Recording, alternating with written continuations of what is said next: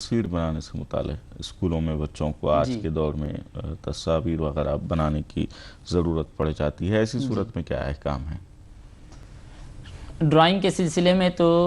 بات یہی ہے، مسئلہ یہی ہے کہ وہ شریعت مطہرہ میں جس تصویر سے منع کیا گیا اسی دائرے میں وہ آتی ہے۔ اب بچوں کو جو تصویر کشی سکھائی جاتی ہے اس سلسلے میں منتظمین اس کی طرف توجہ کر سکتے ہیں کہ وہ جاندار کی تصویر کے بجائے کسی غیر ذی روح غیر جانداروں کی تصویر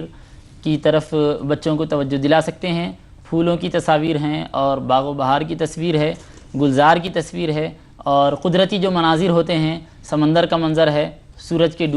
ڈوبنے کا منظر، اس کے علاوہ اور جو بھی خوش مناظر ہوتے ہیں، دلکش مناظر ہوتے ہیں جو غیر جاندار کے ہوں، اس کی طرف توجہ اگر دلائی جائے تو شریعت کے دائرے میں بھی یہ بات ہوتی ہے، اور بچوں کو ڈرائنگ کے سلسلے میں جو پریکٹس کروانا ہوتا ہے اس پر بھی عمل ہو جاتا ہے، اور بچوں کی ذہنی صلاحیت کو جو ابھارنے کا مقصد ہے وہ مقصد بھی مکمل طور پر پورا ہو جاتا ہے۔ جی، بھائی نے سوال کیا ہے، نماز کے دوران ہم سجدے میں